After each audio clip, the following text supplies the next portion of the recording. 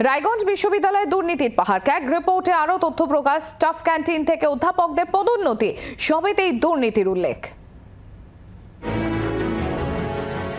রায়গঞ্জ বিশ্ববিদ্যালয় সংক্রান্ত controller and auditor জেনারেলের রিপোর্টে পরতে পরতে দুর্নীতির উল্লেখ। ক্যাগে পূর্ণাঙ্গ রিপোর্টে শুধু আর্থিক বেনিয়ম নয়, বিশ্ববিদ্যালয়ে চলতে থাকা তুগলকি কারবারও প্রকাশ্যে চলে এসেছে। প্রায় ৪৫ লক্ষ টাকা খরচ করে স্টাফ ক্যান্টিন বানিয়েছে বিশ্ববিদ্যালয় কর্তৃপক্ষ। একদিন সরস্বতী পুজো উপলক্ষে খিচুড়ি খাওয়ানো ছাড়া এই ক্যান্টিন হাসপাতাল কর্মীরা কখনো ব্যবহার করতে পারেননি। তার বদলে ক্যান্টিনে কাজ করছে একটি বেসরকারি তথ্য প্রযুক্তি সংস্থা। ক্যাগের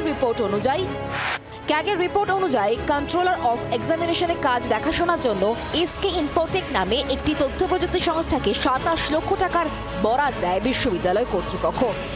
এই কাজের জন্যই স্টাফ ক্যান্টিন ব্যবহার করছে তথ্য প্রযুক্তি সংস্থাটি। তাই ৪৫ লক্ষ টাকায় তৈরি ক্যান্টিন হাসপাতাল কর্মীদের ধরাছোঁয়ার বাইরেই রয়ে গিয়েছে। মাথার ওপরে ক্যান্টিনের বোর্ড আছে, কিন্তু তার ঠিক নিচে লেখা আছে নো এন্ট্রি। একদম পারমিটেড ছাড়া কেউ এন্ট্রি নিতে পারবে না, এবং একটা নোটিশ লাগানো আছে যেখানে ডেপুটি কন্ট্রোলার অফ এক্সামিনেশন তিনি বলছেন এখানটায় এক্সামিনেশন সংক্রান্ত কাজকর্ম চলছে, এখানে কেউ প্রবেশ করতে পারবে না।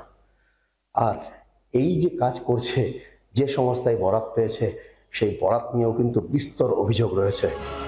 শুধু এসকে ইনফোটেকই নয়, বিশ্ববিদ্যালয়ের সফটওয়্যার এবং ওয়েবসাইট তৈরির দায়িত্বে থাকা 1S প্রাইভেট লিমিটেডের ৪৮ লক্ষ টাকার বরাত নিয়েও দুর্নীতি হয়েছে বলে ক্যাগ রিপোর্টে উল্লেখ রয়েছে। বেশ কিছু বিষয় আমরা লক্ষ্য করছি যে উইদাউট টেন্ডারে হয়েছে, এবং কেন হয়েছে সেটা আমারও প্রশ্ন।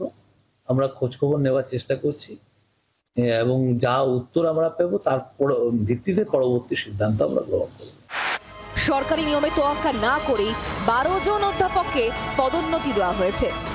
এক্ষেত্রে এপিআই স্কোরশিটের মতো প্রয়োজনীয় নথি ছাড়াই দেওয়া হয়েছে পদোন্নতি।